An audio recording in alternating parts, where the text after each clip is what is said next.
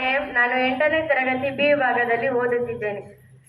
ಅಂದು 40 ಮನೆಗಳ ಬೆಳಗುತ್ತಿದ್ದ ದೀಪ ಆರಿದ ದಿನ. ದೇಶದ ಕಣ್ಣುಗಳಲ್ಲಿ ಆಕ್ರೋಶ ತುಂಬಿ ದುಃಖ ಉಮ್ಮಳಿಸಿ ಬಂದ ದಿನ. ರಕ್ತನಾಳಗಳಲ್ಲಿ ಬಿಸಿ ರಕ್ತ ಜಿನುಗುತ್ತಿದ್ದರೂ 40 ವೀರ ಯೋಧರ ಚಿತ್ರ ದೇಹಗಳನ್ನು ಕಂಡಾಗ ಕಣ್ಣೀರು ಧರೆ ಮುಟ್ಟಿದ ದಿನ. ಹೌದು, ಅದುವೇ ಪುಲ್ವಾಮಾ ಕರಾಳ ದಿನ. ಪುಲ್ವಾಮಾ ದಾಳಿ ನಡೆದು ಇಂದಿಗೆ 5 ವರ್ಷ ಪೂರ್ಣಗೊಂಡಿದೆ. 2019ರಲ್ಲಿ ನಡೆದ ಈ ದಾಳಿಯಲ್ಲಿ ಭಾರತಾಂಬೆಯ 40 ವೀರ ಪುತ್ರರು ದೇಶಕ್ಕಾಗಿ ಪ್ರಾಣತ್ಯಾಗ ಮಾಡಿದರು.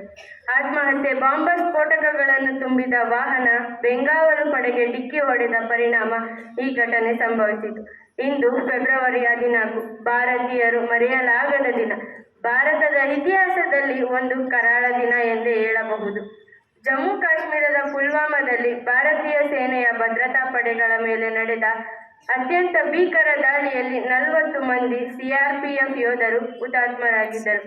ಎಲ್ಲ ಮಾಧ್ಯಮಗಳಲ್ಲಿ, ಸೋಷಿಯಲ್ ಮೀಡಿಯಾಗಳಲ್ಲಿ ವರದಿಯಾದಾಗ ಇಡೀ ಭಾರತವೇ ಶೋಕ ಸಾಗರದಲ್ಲಿ ಮುಳುಗಿತ್ತು.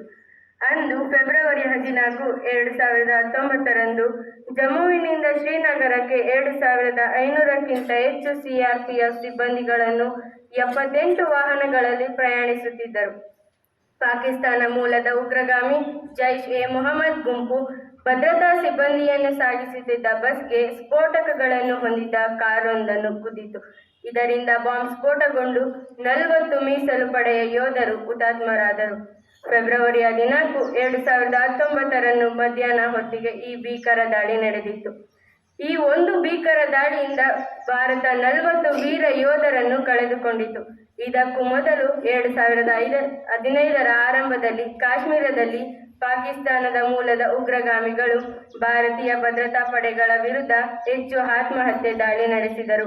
ಫೆಬ್ರವರಿ ಮತ್ತು ಜೂನ್ 2016ರಲ್ಲಿ ಉಗ್ರಗಾಮಿಗಳು ಕ್ರಮವಾಗಿ 9 ಮತ್ತು 8 ಭದ್ರತಾ ಸಿಬ್ಬಂದಿಯನ್ನು ಪಾಂಪೋರ್ನಲ್ಲಿ ಕೊಂದಿದ್ದರು. ಇದರೆಲ್ಲ ಫಲಿತಾಂಶವಾಗಿ ಭಾರತವು ಫೆಬ್ರವರಿ 26, 2019 ಅದೇ ವರ್ಷವೇ ಪಾಕಿಸ್ತಾನದೊಳಗೆ ನುಗ್ಗಿ ವಿಮಾನಗಳಲ್ಲಿ ಗುಂಡಿನ ಸುರಿಮಳೆಗೈದಿದ್ದರು. ಪಾಕ್ ನೆಲದಲ್ಲೇ ಉಗ್ರರನ್ನು ಸದೆಬಡಿಸಿದರು. ಭಾರತೀಯರ ವಾಯುಪಡೆ 12 ಮಿಸಾಲ್, 2000 ಫೈಟರ್ ಜೆಟ್ಗಳನ್ನು ಜೈಷ್ ಎ ಮೊಹಮ್ಮದ್ ಉಗ್ರಗಾಮಿ ಶಿಬಿರಗಳ ಮೇಲೆ ವೈಮಾನಿಕ ದಾಳಿ ನಡೆಸಿದರು. ಈ ಮೂಲಕ ಪ್ರಪಂಚವೇ ನಂಬಿದ ಹಾಗೆ ಶಾಂತಿಗೆ ಹೆಸರಾಗಿದ್ದ ಭಾರತ ಶಾಂತಿಗಷ್ಟೇ ಅಲ್ಲದೆ ಕ್ರಾಂತಿಗೂ ಹೆಸರಾಗಿದ್ದಾರೆ ಎಂಬುದನ್ನು ಸಾಬೀತುಪಡಿಸಿತು. ಈ ದಾಳಿಯಲ್ಲಿ ವೀರ ಮರಣವನ್ನು ಹೊಂದಿದ ನಮ್ಮ ಎಲ್ಲ ಯೋಧರ ಆತ್ಮಕ್ಕೆ ಶಾಂತಿ ಸಿಗಲಿ ಎಂದು 2 ನಿಮಿಷಗಳ ಕಾಲ ಮೌನಾಚರಣೆಯನ್ನು ಮಾಡೋಣ.